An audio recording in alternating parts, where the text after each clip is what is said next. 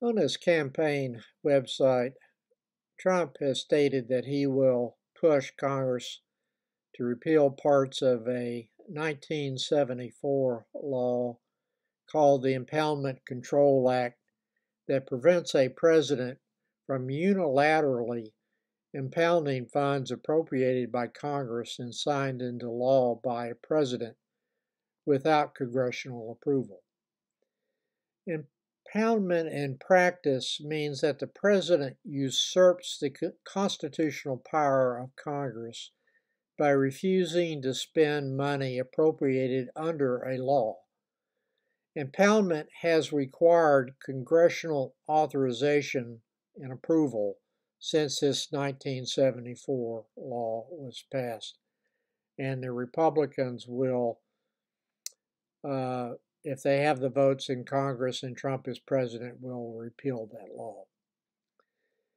Trump has also stated that he will unilaterally challenge this 1974 law by cutting off funding for certain programs, promising on his first day in office to order every agency to identify large chunks of their budget where spending would be halted by presidential edict. What will be cut unilaterally by Trump? Programs that the Republicans do not like. Longtime Trump allies have in recent months discussed potential targets to test executive impoundment authority under the Constitution, including the green energy subsidies that were included in the 2022 Inflation Reduction Act and funding for the World Health Organization. Trump recently told Fox News that he would end the education department and cut unspecified environmental agencies. Trump says that he is an environmentalist. Those actions would happen immediately, he has said. The 1974 law was passed in response to several impoundments made by President Nixon. He refused to spend money across a broad array of domestic programs, such as farm assistance and grants under water programs. Nixon had impounded federal monetary assistance under the Federal Water Pollution Control Act of 1972, for example, a law that he vetoed. But his veto was overridden by Congress. Nixon then impounded substantial amounts for that period of time, $6 billion, that would have been made available under the law that he had vetoed. In effect, Nixon was reinstating his veto that had been overridden through congressional authority provided in the Constitution and has basically reinstated his veto. That was a purely authoritarian act. There are many similarities between Trump and Nixon. The Republican position during the Nixon administration was discussed in an article published by the Cornell Law School titled, quote, Impounding Appropriated Funds, end quote.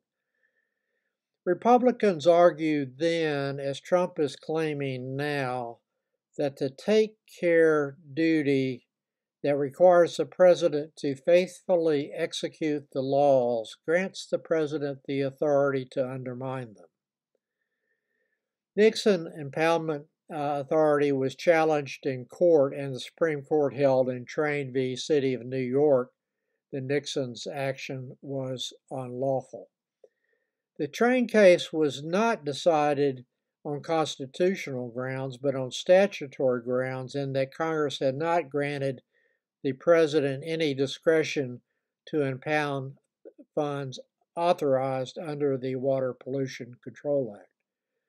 The case stands for the proposition that even without the Impoundment Control Act, the authority of the president to impound funds would be limited and would not extend to programs where Congress had mandated the spending.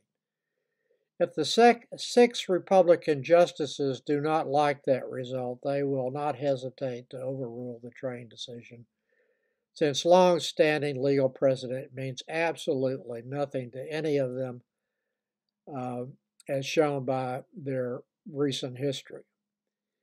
The Supreme Court has not specifically addressed whether the president is barred by the Constitution from impounding funds, but that may be a decision that Trump will precipitate by unilateral action taken shortly after he becomes president again.